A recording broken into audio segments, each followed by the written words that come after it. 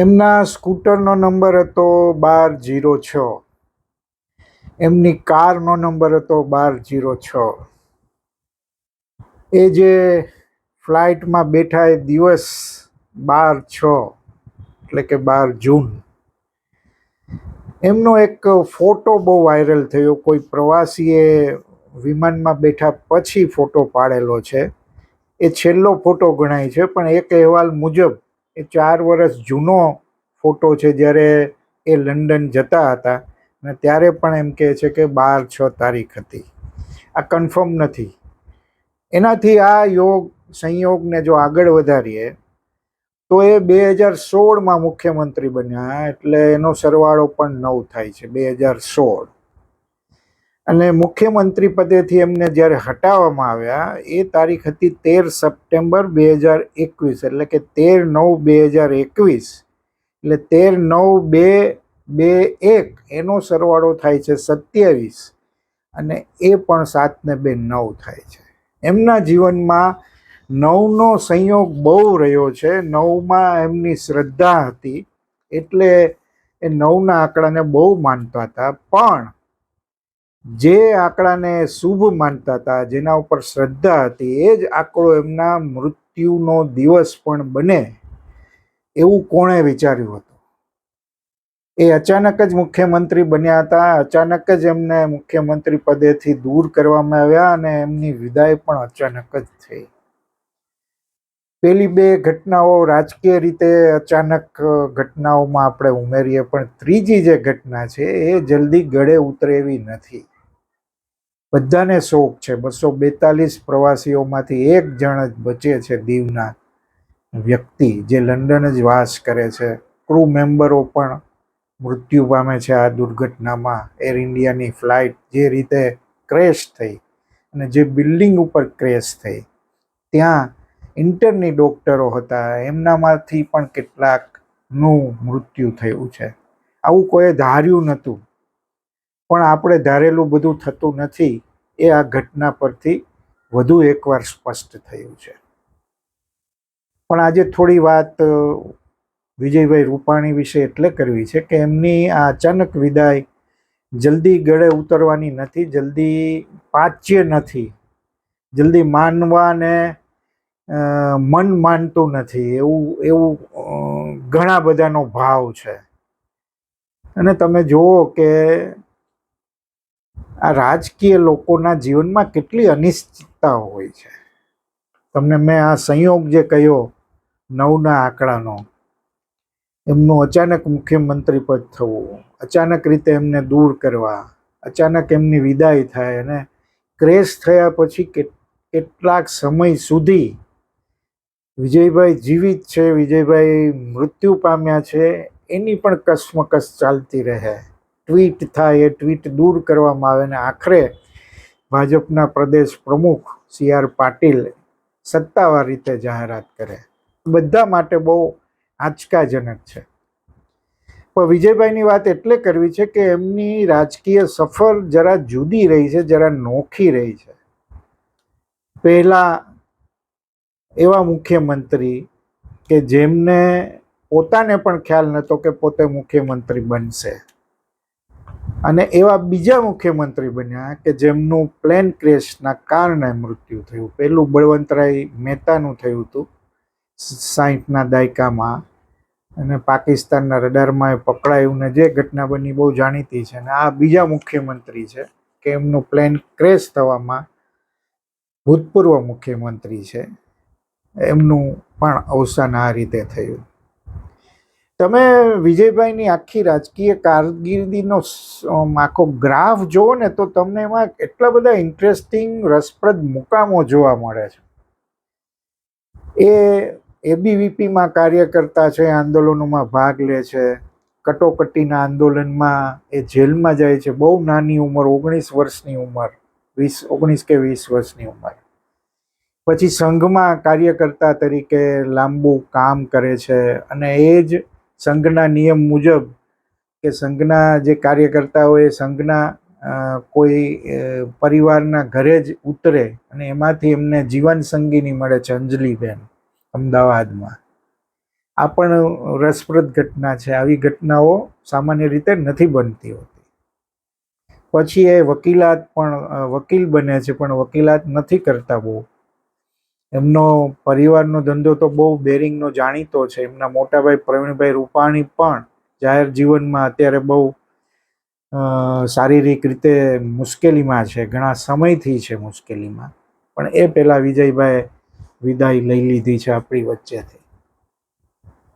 કોર્પોરેશનથી એમની કારકિર્દી, રાજકીય કારકિર્દી શરૂઆત થઈ એમ ગણી શકો તમે. કોર્પોરેટર, પછી વિવિધ સમિતિના ચેરમેન, સ્ટેન્ડિંગ કમિટીના ચેરમેન લાંબો સમય રહેવું, મેયર તરીકે રહેવું, અને એમના મેયર પદે રાજકોટ અને લેસ્ટર વચ્ચે ટ્વિન સિટીનો કરાર પણ થાય છે. આ પણ બહુ મહત્વનું છે. એમણે પણ લેસ્ટરનો પ્રવાસ ત્યારે કરેલો. એ પછી આગળ વધી ગાંધીનગર પહોંચે છે. ગાંધીનગરમાં જુદા જુદા નિગમમાં, એટલે આર્થિક નિગમ મ્યુનિસિપાલિટી બોર્ડ છે એના ચેરમેન પણ થાય છે. રાજકીય રીતે ભાજપમાં પણ એમનો હોદ્દો વધતો જાય છે. શહેરમાં હોદ્દાઓ લીધા પછી રાજ્ય કક્ષાએ મંત્રી અને એકવાર પ્રમુખ પણ બને છે. સંગઠન મંત્રી તરીકે એમની જે આખી કારકિર્દી છે એ તો બહુ નેત્રદીપક રહી છે. પછી રાજ્યસભાના સભ્ય પણ બને છે, અને પછી ધારાસભામાં લડે છે, જીતે છે, મંત્રી બને છે, અને પછી મુખ્યમંત્રી બને છે, ને મુખ્યમંત્રી પદેથી એમને દૂર પણ કરવામાં આવે છે. એ પછી પંજાબના પ્રભારી તરીકે કામ કરે છે. દિલ્હીમાં નવી સરકાર ભાજપની રચના થાય છે ત્યારે પણ એમને જવાબદારી સોંપવામાં આવે છે. અને હવે એમ કે એમની રાષ્ટ્રીય કક્ષાએ કંઈ જવાબદારી આપવામાં આવશે એવી બધી ગણતરીઓ ચાલતી હતી, કારણ કે આખું માળખું ભાજપનું પક્ષીય માળખું નવું ગોઠવાઈ રહ્યું છે. એ ગોઠવાય એ પહેલા વિજયભાઈએ વિદાય લીધી છે.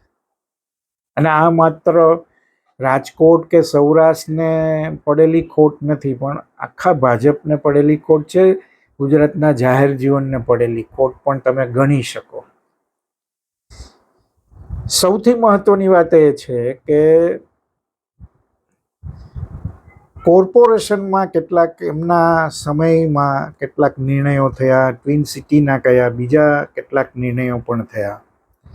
અને સૌથી મહત્વની વાત કે ભાજપને આવા કાર્યકર્તાઓ હવે નથી મળતા. સાહેબ, મારી વાત ધ્યાનથી સાંભળજો. એક માણસ વિજય રૂપાણી નામ છે જેમણે સાત વાર વજુભાઈ વાળાના ડમી ઉમેદવાર તરીકે ફોર્મ ભર્યું છે ચૂંટણીમાં. સાત વાર. આ મને લાગે છે રેકોર્ડ હશે. વજુભાઈ સતત ચૂંટાતા એવા રાજકોટ 2, જે પશ્ચિમ બેઠક હવે રાજકોટની ગણાય છે, જેમાં દર્શિતાબેન શાહ અત્યારે ધારાસભ્ય છે, અને આ ભાજપનો ગઢ ગણાય છે. અમે જ્યારે પણ ચૂંટણી આવે ને વજુભાઈ વાળાનું ફોર્મ ભરે ને વિજયભાઈ એમનું ડમી ઉમેદવારનું ફોર્મ ભરે, ત્યારે કલેક્ટરેટમાં જ્યારે ફોર્મ ભરાતું હોય ને પછી બધા પત્રકારો ઊભા હોય, ત્યારે અમે અનેક વાર એમને કહ્યું કે વિજયભાઈ તમે ક્યારે લડશો? પણ વિજયભાઈ એમ કે પક્ષ જે નક્કી કરે. આ એમનું જે વલણ હતું ને એ બહુ ઓછું હવે જોવા મળે છે. અલબત્ત એકવાર પ્રવીણભાઈ મણિયાર પાસે પણ આ રજૂઆત થઈ હતી કે વિજયભાઈને ટિકિટ મળવી જોઈએ. એકવાર સુરેન્દ્રનગરની બેઠક, જ્યાં જૈનોની વસ્તી અથવા તો મત વધારે છે, વિજયભાઈ જૈન છે, એટલે ત્યાં પણ એમનું નામ એકવાર ચર્ચામાં આવ્યું હતું, પણ એ શક્ય નહોતું બન્યું.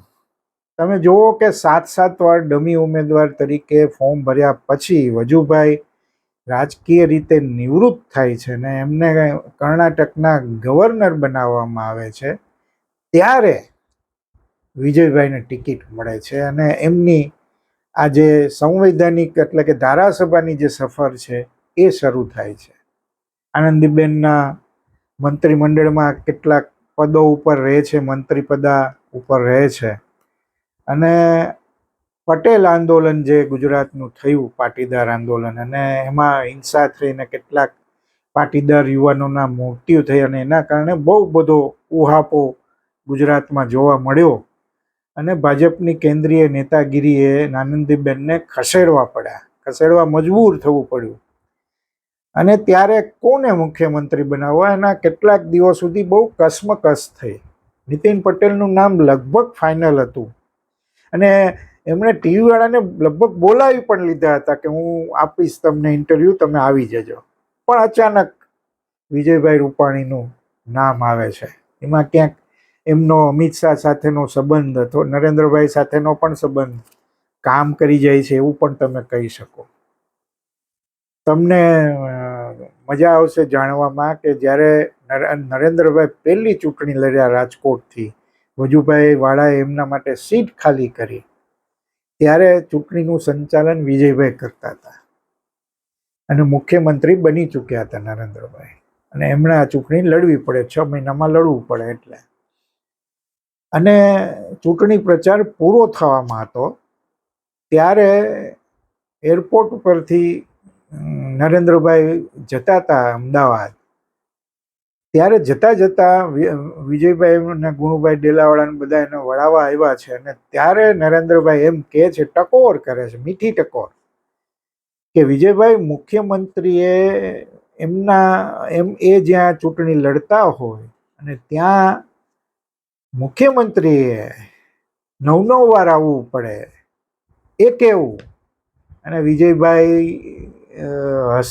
હસે છે મરમાડું, અને જવાબ બહુ આપતા નથી, પણ એક ટકોર હોય છે. આવા વિજયભાઈએ સૌરાષ્ટ્રમાં ભાજપનો જે પાયો મજબૂત કરવાનું કામ કર્યું. મને લાગે છે કેશુભાઈ પટેલ પછી સૌરાષ્ટ્રમાં ભાજપની જે મજબૂતી આવી એમાં વિજયભાઈનો બહુ મોટો ફાળો રહ્યો છે. સંગઠન મંત્રી તરીકે એમણે કેટલા વર્ષો સુધી કામ કર્યું, કેટલીય બાબતોમાં તડજોડથી માંડી કોંગ્રેસ સામે ભાજપને મજબૂત કરવી, આવા ઘણા બધા કિસ્સાઓ છે. એ પણ એમની બહુ મહત્વની ભૂમિકા રહી છે. એટલે મુખ્યમંત્રી જ્યારે બને છે, અચાનક મુખ્યમંત્રી બને છે, એમને પણ લગભગ ખ્યાલ નહોતો, અને નીતિનભાઈ પટેલને ડેપ્યુટી સીએમ બનાવવામાં આવે છે, નાણામંત્રી જેવું બહુ મહત્વનું ખાતું પણ સોંપવામાં આવે છે, ને એવી રીતે બેલેન્સ કરવાનો ભાજપ મોવડી મંડળ પ્રયત્ન કરે છે. પણ બધા જાણે છે કે સચિવાલયમાં તમે જાઓ તો વિજયભાઈ, અગાઉ પણ હું આ વાત કરી ચૂક્યો છું કે વિજયભાઈ અને નીતિનભાઈનું કાર્યાલય વચ્ચે ભૌતિક અંતર બહુ ઓછું હતું, પણ સચિવાલયમાં એ ગાળામાં જે લોકો ગયા એમને એ અનુભવ રહ્યો કે ભૌતિક અંતર ભલે ઓછું હોય બંનેના કાર્યાલય, પણ રાજકીય અંતર અથવા તો વ્યક્તિગત અંતર થોડું વધારે હતું, અને એના કારણે કેટલું કામ અટકતું હતું. આ સૌથી મુશ્કેલી હતી. એ પણ એક આ વિજયભાઈ સરકાર જે 5 વર્ષ રહી એમાં નડતર રૂપ રહ્યું. આ આખું ભાજપ આ વિશે કોઈ વાત માનવા તૈયાર ન હોય, બહુ સ્વાભાવિક છે. વિજયભાઈ જો હોત તો એમણે પણ એવો જ જવાબ આપ્યો હોત કે અમે સાથે સાથે ખભા મિલાવીને કામ કરીએ છીએ, અને નીતિનભાઈનો પણ આજે પણ એવો જ જવાબ હોઈ શકે.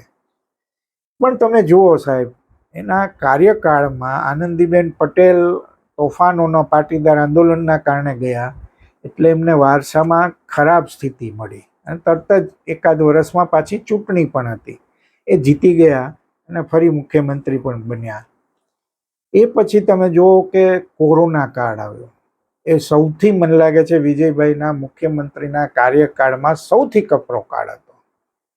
ઓક્સિજનની કમી, હોસ્પિટલમાં બેડની સમસ્યા, મૃત્યુનું પ્રમાણ, ઘણી બધી ઘટનાઓ બની કે જે વિજયભાઈના શાસનની કાર્ય પદ્ધતિ વિરુદ્ધ જતી હતી. રાજકોટમાં જ્યોતિ પરાક્રમસિંહ જાડેજાએ તાત્કાલિક ધોરણે વેન્ટિલેટરો સ્થાનિક ધોરણે બનાવ્યા, કોરોનાના કાળમાં બનાવ્યા, એનો પણ વિવાદ થયો. આ તો બહુ સારી વાત હતી, પણ એનોય વિવાદ થયો. એ બધાનો એમણે બહુ સારી રીતે સામનો કર્યો સાહેબ. આ બહુ મહત્વની વાત છે. તમે એના 5 વર્ષના કાર્યકાળને કઈ રીતે મૂલવો, આ પણ એક મને લાગે છે આપણે ત્યાં છે ને આવી રાજકીય સમીક્ષાઓ નિર્ક્ષીર કરીને નથી થતી. હું 2-3 મુદ્દાઓ ઉપર તમને વિજયભાઈના શાસનની, એમના શાસન બહુ જ બધું સારું જ થયું, ખરાબ કંઈ થયું નથી એવો કોઈ કહેવાનો આ ઉપક્રમ નથી, પણ તમે કેટલીક 3-4 બાબતો નોટિસેબલ છે, એ તમારે એની નોંધ લેવી જ પડે.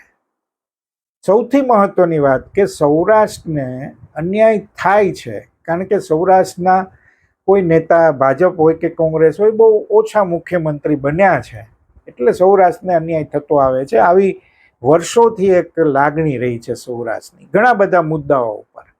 પણ કેશુભાઈ જ્યારે મુખ્યમંત્રી બને છે ત્યારે સૌરાષ્ટ્રને ઘણો બધો ન્યાય મળે છે.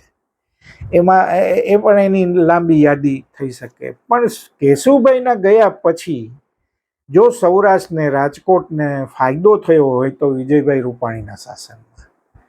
વિજયભાઈ રૂપાણીએ રાજકોટને સૌરાષ્ટ્રને કેટલું આપ્યું, લાંબી યાદી તમે કરી શકો. રાજકોટનું બસ પોર્ટ તમે કહી શકો, રાજકોટનું આંતરરાષ્ટ્રીય વિમાની મથકને તમે ગણી શકો, એમ્સ જેની માટે વડોદરાનો પણ એટલો જ દાવો હતો, પણ નરેન્દ્રભાઈ અમિતભાઈ સાથેના એના સંબંધો, એની વગ વાપરી એણે રાજકોટ માટે મંજૂરી મેળવી. આ નાની વાત નહોતી સાહેબ.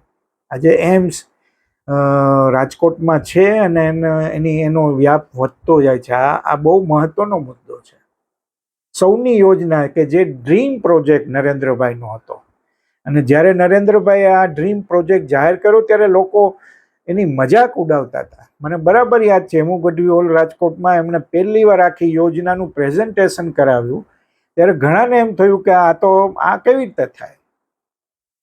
પછી એ જાય છે દિલ્હી અને આનંદીબેનને સોંપે છે, પછી વિજયભાઈ આવે ને એમણે સૌની યોજનાનું અમલીકરણમાં સૌથી મોટી ભૂમિકા ભજવી. એના 3 ફેઝ પૂરા થયા અને એના કારણે સાહેબ રાજકોટ સૌરાષ્ટ્રની પાણીની સમસ્યા ઘણા ખરા અંશે હળવી થઈ છે. આ સૌની યોજના બહુ મદદરૂપ થઈ છે પાણીની સમસ્યા હરી કરવામાં, અને એમાં વિજયભાઈનું કમિટમેન્ટ બહુ સારું હતું. મહેસૂલી સુધારા 1-2 જેમને કર્યા, ખાસ કરીને એને કૃષિ બિનકૃષિ, ખેતી બિનખેતીની મંજૂરી. આપણે ત્યાં ભ્રષ્ટાચારનું બહુ મોટું કારણ છે, આપણે બધા જાણીએ છીએ. એના કેવા ભાવ ચાલે છે કલેક્ટરેટમાં એ પણ આપણને ખબર છે. વચ્ચે તો મને એક નિવૃત્ત કલેક્ટરે મને એમ કહ્યું હતું કે ભાવ હવે બદલાયો છે. કૌશિકભાઈ, તમે જે ભાવ, મેં એક એપિસોડમાં જે ભાવની વાત કરી તો કે હવે આ ભાવ નવો આવી ગયો છે. સૌથી મતલબ મને લાગે છે મહેસૂલમાં ભ્રષ્ટાચાર થતો હોય તો એમાં પારદર્શિતા લાવવાનું કામ વિજયભાઈએ કર્યું કે બહુ સરળતાથી આ મંજૂરી મળી શકે. આ મહેસૂલનો સૌથી મોટો સુધારો હું માનું છું ત્યાં સુધી હતું. વારસા ઝુંબેશમાં પણ એમનું બહુ મહત્વનું પ્રદાન રહ્યું. ધોરણ 10 અને 12ની ફી, આ બહુ મોટો પ્રશ્ન ગુજરાતનો જ નહીં દેશભરમાં છે. જ્યારથી સ્વનિર્ભર શાળાઓનો યુગ શરૂ થયો છે એ પછી જે ફીનું ધોરણ છે એટલું બધું ઉપર ગયું છે. એમાંય સાયન્સની ફેકલ્ટીમાં છોકરાઓ જાય એમાં તો જે ફી લેવાતી હતી, અને આ બહુ હેડેક હતો મા બાપ માટે, વાલીઓ માટે. અને વિજયભાઈએ ફી નિર્ધારણ નીતિ લાવ્યા. આખા દેશમાં પહેલી વાર ગુજરાતે આ પ્રયોગ કર્યો. આ બહુ મોટું પગલું હતું સાહેબ. કમનસીબે એ ફી નિર્ધારણ નીતિ સફળ નથી થઈ. એ બરાબર એની સમિતિઓ ઝોન વાઇઝ ચાલતી નથી, એમાં પ્રમુખો નિયમિત રીતે નથી નિમાતા, નિર્ણયો નથી લેવાતા. એ દુઃખદ છે, કમનસીબ છે, પણ નીતિની દ્રષ્ટિએ આ બહુ મહત્વનો નિર્ણય હતો. એટલે આ ઉપરાંત કેશુભાઈના શાસનમાં સૌજી કોરાટ, આ નામ લોકો ભૂલી ગયા છે. એમના પત્ની હજી પણ રાજકારણમાં પ્રવૃત્ત છે, એમનો દીકરો પણ સક્રિય છે. પણ સૌજીભાઈ કોરાટના વખતમાં જે રોડ રસ્તાના કામો થયા બહુ ગુણવત્તાવાળા થયા સાહેબ, બહુ ગુણવત્તાવાળા. સૌજીભાઈ પોતે પણ સરપ્રાઇઝ ઇન્સ્પેક્શન કરતા હતા.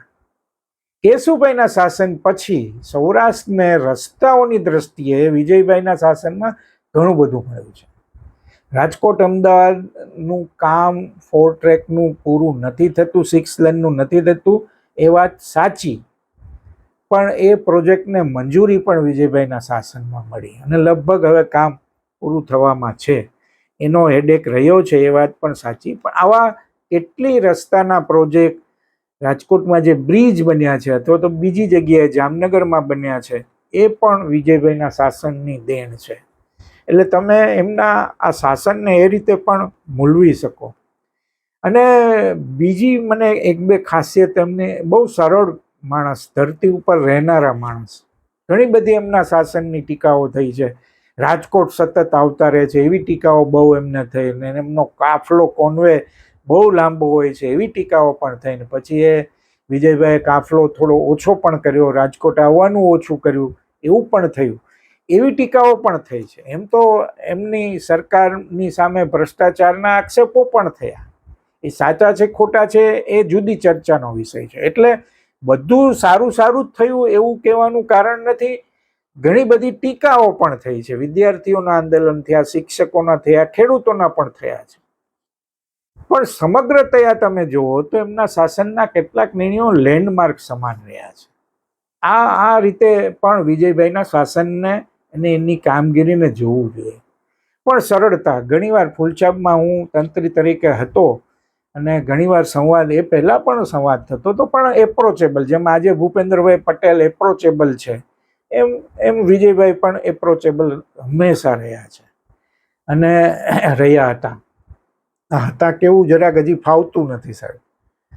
એટલે તમે ગમે ત્યારે એને મળી શકો. ઘણીવાર એ ફોન પણ કરતા કે મેં એમની તરફેણમાં પણ કેટલાક તંત્રી લેખો લખ્યા, જ્યારે સરકારે સારી કામગીરી કરી હોય, સારા નિર્ણયો લીધા હોય, અથવા તો ટીકા કરતા પણ અગ્રલેખો લખ્યા. પણ ક્યારેય એમણે, એ ફૂલછાપ સાથે એમનો અનેરો સંબંધ હતો, વિદ્યાર્થી કાળ એબીવીપીથી એમનો સંબંધ રહ્યો, પણ ક્યારેય એમણે કોઈ એવી રીતે વાત મારી સાથે નથી કરી, અથવા તો બીજા સાથે પણ નહીં કરી હોય એવું હું સ્પષ્ટ માનું છું કે એવા ટોનમાં એણે કોઈ દિવસ વાત નથી કરી. ક્યારેક પોતાનો પક્ષ રજૂ કર્યો, જેમ કે એમની નિવૃત્તિ પછી થોડા સમય બાદ મને એવું લાગ્યું કે એમની રાજકીય રીતે અવગણના કરવામાં આવે છે. મેં એક વિડીયો બનાવેલો, એમાં બધી આજે જે વાત કરી એમાંથી પણ થોડી ત્યારે વાત કરી હતી.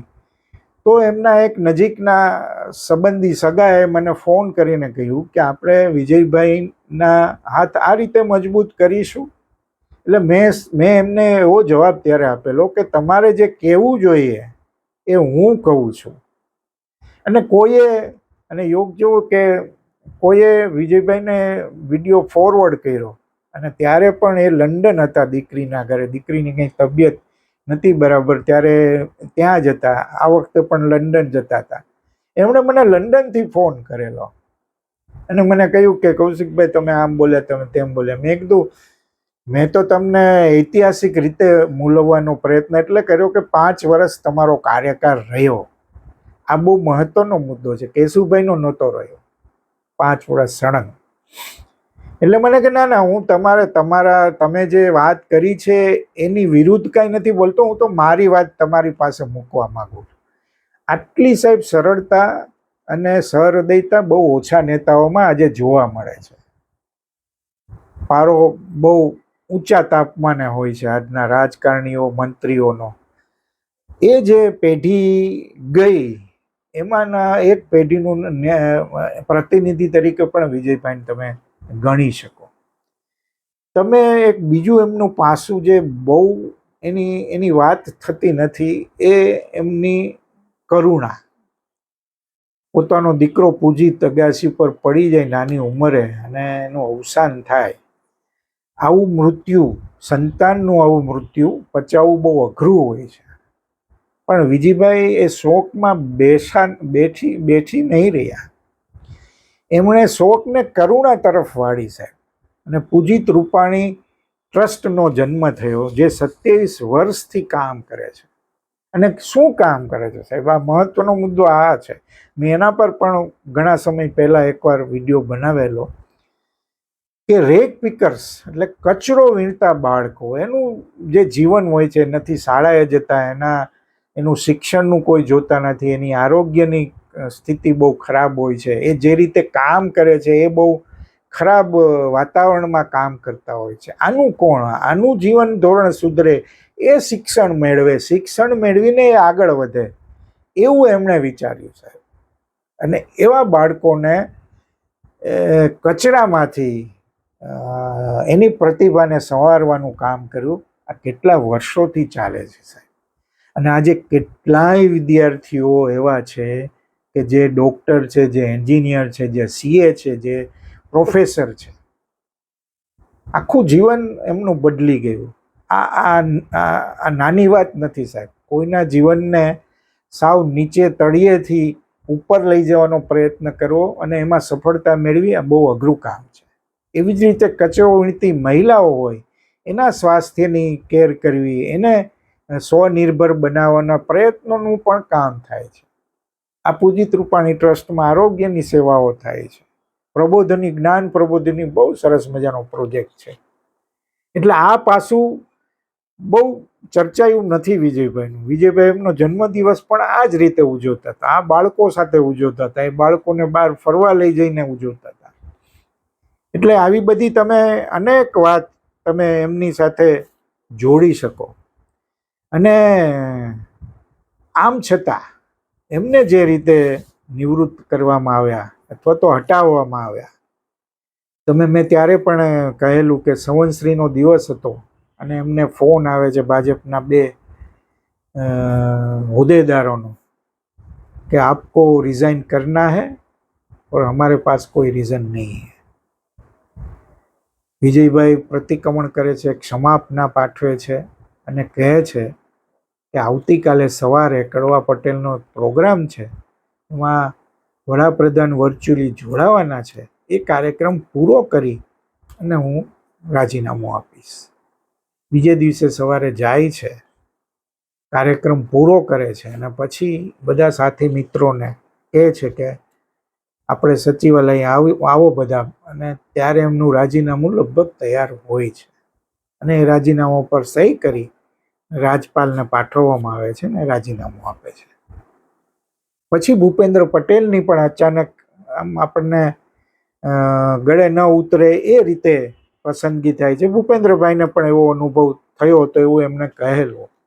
એ કઈ રીતે થયા એ બેકગ્રાઉન્ડર આપણે અત્યારે ચર્ચા કરવાનો મતલબ નથી. પણ એમણે ખુલ્લા હૃદયે વિજયભાઈએ એમને સ્વીકાર્યા. આ બહુ મહત્વની વાત છે.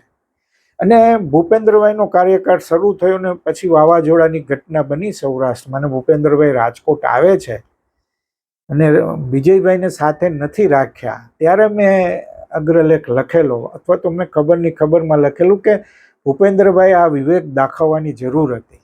વિજયભાઈને સાથે રાખ્યા હોત તો વધારે દીપી ઉઠે. એ પછી તમે જુઓ કે વિજયભાઈની રાજકીય અવગણના જાણે શરૂ થઈ ગઈ.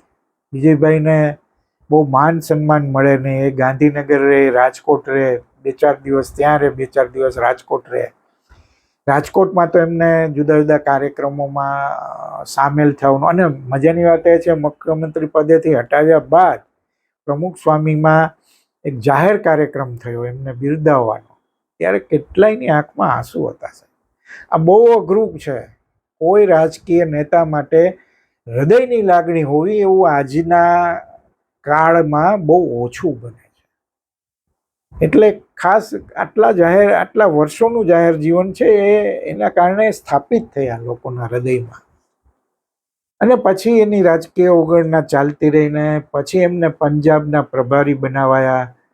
એ કેટલું માન સન્માન ગણાય એની પણ ચર્ચા રહી.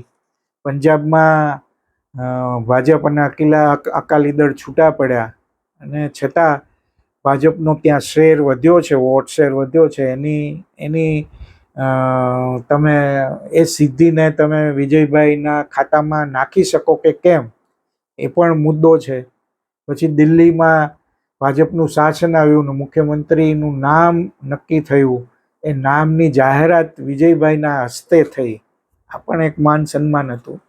અને ઘણા સમયથી ચર્ચા હતી રાષ્ટ્રીય પ્રમુખ ભાજપના નવા, ગુજરાતના પ્રમુખ, અને બધું માળખું નવું જાહેર કરવાની વાત ઘણા સમયથી ચાલે છે. એટલે એમાં પણ પાછી વિજયભાઈની ચર્ચાઓ શરૂ થઈ હતી કે વિજયભાઈને કોઈ પદ આપવામાં આવશે, રાષ્ટ્રીય કક્ષાએ લઈ જવામાં આવશે. આવી ચર્ચાઓ પૂરી થાય, આવી ચર્ચાઓનો અંત સારી રીતે આવે એ પહેલાં વિજયભાઈ આપણી વચ્ચેથી વિદાય લીધી અને એક શોક આપતા ગયા, આપને આંચકો આપતા ગયા. આ રીતે વિજયભાઈના જીવનને, કાર્યકાળને આપણે જોવું જોઈએ. વિજયભાઈની ખોટ છે તો ખોટ રહેવાની છે, કારણ કે એમણે એમનું જાહેર જીવન, રાજકીય જીવન લોકો માટે ખર્ચ્યું છે.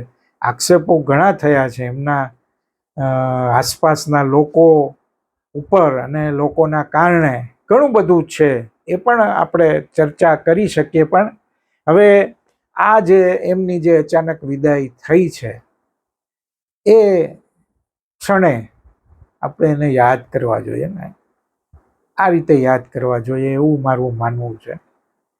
ઘણી બાબતો આપણને આપણા હાથમાં નથી હોતી. મેં જે શરૂઆતમાં કહ્યું એમ, બધું તમારા હાથમાં નથી હોતું. આવી જાય એક ઘટના છે જેને સ્વીકારતા થોડો સમય લાગશે. વિજયભાઈના સ્મરણ સાથે આભાર.